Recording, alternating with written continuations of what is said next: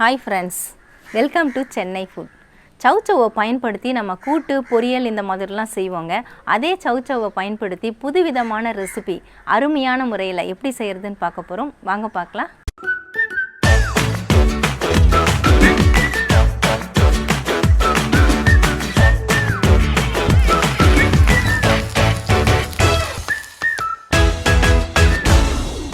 சவ் சவ்வை வச்சு ஒரு சூப்பரான சைட் டிஷ் தாங்க ரெடி பண்ண போகிறோம். அதுக்காக நான் மீடியம் சைஸ் சவ் சவ் தான் எடுத்திருக்கேன். இதில் இருக்கக்கூடிய மேலே இருக்கக்கூடிய அந்த தோல் எல்லாத்தையுமே நம்ம சீவி எடுத்துக்கலாம். நான் இந்த மாதிரி பீலர் பயன்படுத்தி தோல் எல்லாம் சீவிக்கிறேன். சவ் சவ் நான் ஃபுல்லாகவே தோல் சீவி எடுத்துட்டேங்க. இதை நம்ம கட் பண்ணிக்கலாம். ரொம்ப பொடிசாக கட் பண்ண வேண்டாம். நடுவில் பார்த்தீங்கன்னா இந்த மாதிரி ஒரு பருப்பு இருக்கும், அதை எடுத்துருங்க. சில பேர் அந்த பருப்பையும் சேர்த்து சமைப்பாங்க, நான் எடுத்துகிட்டு தான் சமைப்பேன். இந்த மாதிரி கத்தி வச்சு நோண்டி எடுத்திங்கன்னா அது வந்துடும். எடுத்ததுக்கப்புறமா இந்த எட்ஜஸ்லலாம் பார்த்தீங்கன்னா இந்த மாதிரி தோல் கொஞ்சம் ஒட்டிக்கிட்டு இருக்கும். இந்த தோல் எல்லாத்தையும் லைட்டாக இந்த மாதிரி கத்தி வச்சு எடுத்துருங்க. இதெல்லாம் பீலரில் எடுக்க வராது, ஏன்னா இடுக்குகளில் இருக்கிற மாதிரி இருக்கும். அது இந்த மாதிரி எடுத்துருங்க. எடுத்துட்டு இதை அப்படியே நீல வாக்குலேயே நான் ரெண்டாக கட் பண்ணிக்கிறேன். ரெண்டாக இல்லைனா மூணாக நீங்கள் கட் பண்ணிக்கலாம். இந்த மாதிரி நான் ரெண்டாக கட் பண்ணியிருக்கேன். இதே மாதிரி இதுலேயும் இந்த இடுக்குகளில் இருக்கக்கூடிய தோல் அது எல்லாத்தையுமே எடுத்துடணும். இந்த மாதிரி எடுத்துட்டு இதையும் நான் ரெண்டாக கட் பண்ணிக்கிறேன். கட் பண்ணிவிட்டு இதை நல்லா ஒரு முறை அலசிட்டு சுத்தமாக தொடச்சி எடுத்துக்கலாம். இந்த தோல் நமக்கு தேவையில்லை. கட் பண்ணி வாஷ் பண்ணி எடுத்த பீசஸை நம்ம துருவி தாங்க எடுக்க போகிறோம். இந்த மாதிரி சின்ன ஹோல்ஸ் இருக்கக்கூடிய கிரேட்டர் தான் நான் யூஸ் பண்ணுறேன். இதில் நம்ம துருவி எடுத்துக்கலாம். ஒரு சவ் சவ் ஃபுல்லாகவே நான் துருவி எடுத்துட்டேங்க. இந்த மாதிரி துருவி எடுத்துக்கோங்க. பேனை சூடுபடுத்திக்கோங்க. 1 டீஸ்பூன் அளவுக்கு நான் எண்ணெய் சேர்த்துக்கிறேன். எண்ணெய் சூடானதும் 1 டேபிள் ஸ்பூன் அளவுக்கு கடலைப்பருப்பு, 1 டேபிள் ஸ்பூன் உளுத்தம்பருப்பு, 1 டேபிள் ஸ்பூன் தனியா, கொத்தமல்லி விதை இதை சேர்த்துட்டு லேசாக வறுத்து விட்டுக்கோங்க. பருப்பு லேசாக வறுபட்டதும் காரத்துக்காக 3 காஞ்ச மிளகாய், சின்னதாக இருக்கனால 3 போட்டிருக்கிறேன், பெருசாக இருந்தால் 2 சேர்த்துக்கோங்க. உங்களுடைய காரத்துக்கு தகுந்தப்போல் நீங்கள் சேர்த்து விட்டுக்கலாம். இந்த பருப்பு காஞ்ச மிளகாயெல்லாம் நல்லா கொஞ்சம் வறுபடணும். பருப்பு நிறம் மாறுற அளவுக்கு வறுத்துக்கோங்க. பாருங்கள், பருப்பு இப்போ நல்லாவே நிறம் மாறிடுச்சு. காஞ்ச மிளகாயும் நல்லாவே வறுபட்டுடுச்சு. ஸ்டவ் ஆஃப் பண்ணிவிட்டு இதை நம்ம வேறு ஒரு பிளேட்டுக்கு மாற்றிக்கலாம். பார்த்தாலே உங்களுக்கே தெரியும் எந்த அளவுக்கு நிறம் மாறி இருக்குன்னு. பருப்பு வறுத்த அந்த பேனையை சூடுபடுத்திக்கோங்க. நம்ம துருவி எடுத்த இந்த சவ் சவ் அதை இதில் சேர்த்துக்கலாம். சவ் சவ்வை சேர்த்துட்டு நல்லா ஒரு பிரட்டி விட்டுடுங்க.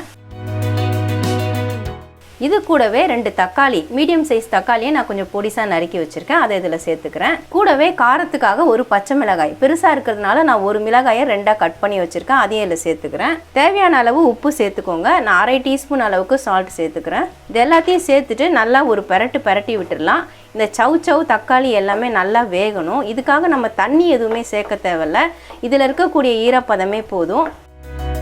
நல்லா இந்த மாதிரி மிக்ஸ் பண்ணி விட்டுடுங்க. மிக்ஸ் பண்ணி விட்டதுக்கு அப்புறமா ஸ்டவ் லோ ஃப்ளேம் வச்சுட்டு மூடி போட்டு விட்டுடலாம். 5 நிமிஷம் நல்லா வேகட்டும். சவ் சவ் வேக விட்டு 5 நிமிஷம் ஆயிடுச்சுங்க. நான் மூடியை ஓப்பன் பண்ணிடுறேன். பாருங்கள், சூப்பராக வெந்திருக்கு. நம்ம போட்ட தக்காளி எல்லாமே நல்லா இழஞ்சி நல்லாவே அந்த ஈரப்பதம் எல்லாமே வற்றிட்டு நல்லா வெந்திருக்கு பாருங்கள். இப்போ நம்ம ஸ்டவ் ஆஃப் பண்ணிவிட்டு இதை நல்லா ஆற விட்டுடலாம். சவ் சவ் சூடு ஆறுறதுக்குள்ளார நம்ம வறுத்து வச்ச பருப்பை அரைச்சி எடுத்துக்கலாங்க. அதுக்காக மிக்ஸி ஜார் எடுத்திருக்கேன். இந்த வறுத்து ஆற வச்ச பருப்பை இதில் சேர்த்து விட்டுக்கிறேன்.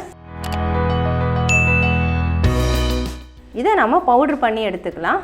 வறுத்து ஆற வச்ச பருப்பை நான் பொடி பண்ணி எடுத்துட்டேங்க. இந்த மாதிரி நைஸாக பவுடர் பண்ணி எடுத்துக்கோங்க. இப்போ அடுத்ததாக நம்ம சவ் சவ் ஆற வச்சு எடுத்துருக்கோம், அதையும் இதில் சேர்த்துக்கலாம். இந்த மாதிரி நல்லா ஆற விட்டுட்டு அதுக்கப்புறமா சேர்த்துக்கோங்க. சவ் சவ்வை சேர்த்துட்டு தேவையான அளவு சால்ட்டு சேர்த்துக்கோங்க. நான் ஏற்கனவே 1/2 டீஸ்பூன் சால்ட்டு போட்டு தான் நம்ம வேக வச்சுருக்கோம். இப்போ நான் 1/4 டீஸ்பூன் அளவுக்கு சால்ட்டு சேர்த்துக்கிறேன். இதில் நம்ம தண்ணி சேர்க்கணுன்ட்டு அவசியம் கிடையாது. இது அப்படியே நம்ம அரைச்சி எடுத்துக்கலாம். அந்த பொடி பண்ண அந்த பருப்போடு சேர்த்து தான் நம்ம அரைக்கிறோம். தண்ணி தேவைப்பட்டால் லேசாக தெளித்து விட்டு அரைச்சிக்கோங்க. நான் அரைச்சிட்டு காட்டுறேன். சவ் சவ் சேர்த்துட்டு நான் அரைச்சி எடுத்துகிட்டு வந்துட்டேங்க. நான் தண்ணி எதுவுமே சேர்க்கலை. அதில் இருக்கக்கூடிய ஈரப்பதத்திலே நல்லா அரைப்பட்டுடுச்சு. எனக்கு உப்பு காரம் எல்லாமே கரெக்டாக இருக்குதுங்க. இப்போ நான் வேறு ஒரு பவுலுக்கு மாற்றிக்கிறேன். நான் பவுலுக்கு மாற்றி விட்டுட்டேங்க. அவ்வளவுதாங்க, சூப்பரான சட்னி ரெடி ஆகிடுச்சு. இதுக்கு நம்ம தாளிப்பு கொடுத்துடலாம். சட்னி தாளிக்கிறதுக்காக பேனை சூடுபடுத்திக்கோங்க. 1 டீஸ்பூன் அளவுக்கு சமையல் எண்ணெய் சேர்த்துக்கிறேன். எண்ணெய் சூடானதும் 1/2 டீஸ்பூன் கடுகு, 1/2 டீஸ்பூன் உளுத்தம்பருப்பு. கடுகு உளுந்து லேசாக பொரியட்டும். கொஞ்சமாக பெருங்காயத்தூள் சேர்த்துக்கலாம். 1/4 டீஸ்பூன் அளவுக்கு நான் சேர்த்துருக்கேன். இப்போ கடுகு உளுந்து நல்லாவே பொரிஞ்சிடுச்சுங்க. கொஞ்சமாக கருவேப்பிலை சேர்த்துக்கலாம். இந்த தாளிப்பை நம்ம சட்னியில் சேர்த்து விட்டுடலாம். தாளிப்பை சேர்த்துட்டு நல்லா ஒரு தடவை கலந்து விட்டுக்கோங்க. அவ்வளவுதாங்க, சவ் சவ் வச்சு ரொம்பவே சூப்பரான சட்னி நம்ம ரெடி பண்ணிட்டோம். இது இட்லி, தோசை, சப்பாத்தி, பூரிக்கெல்லாம் கூட சைட் டிஷ்ஷாக சாப்பிட்லாங்க. சவ் சவ்வில் சட்னி செய்ய முடியுமா அப்படின்னு யோசிக்கிறவங்க கண்டிப்பாக நீங்கள் ட்ரை பண்ணி பார்க்கலாம். ஏன்னா ரொம்ப டேஸ்ட்டாக இருக்குதுங்க. நம்ம மற்ற சட்னிகள்லாம் செய்கிறத விட இந்த மாதிரி புதுமையாக நம்ம சட்னி செஞ்சு கொடுத்தோம்னா எல்லாருமே விரும்பி சாப்பிடுவாங்க. டேஸ்ட்டும் சூப்பராக இருக்கும். நம்மளும் புதுவிதமாக செஞ்சு அந்த திருப்தியும் கிடைக்கும். நல்லா அருமையாக இருக்குது. கண்டிப்பாக ட்ரை பண்ணி பாருங்கள். சவ் சவ்வை பயன்படுத்தி புதுவிதமான சட்னி ரொம்பவே டேஸ்டியாக எப்படி செய்கிறதுன்னு வீடியோவில் பார்த்துருப்பீங்க. இட்லி, தோசைக்கெல்லாம் சைடிஷாக வச்சு சாப்பிட்லாங்க. அருமையாக இருக்கும். கண்டிப்பாக ட்ரை பண்ணி பாருங்கள். உங்களுக்கு இந்த வீடியோ பிடிச்சிருந்தா லைக் பண்ணுங்கள், ஷேர் பண்ணுங்கள், சப்ஸ்கிரைப் பண்ணுங்கள். பக்கத்தில் இருக்க பெல் ஐக்கானை கிளிக் பண்ணிக்கோங்க. அதில் ஆல்னு ஒரு ஆப்ஷன் காட்டும், அதையும் கிளிக் பண்ணிக்கோங்க. நன்றி, வணக்கம்.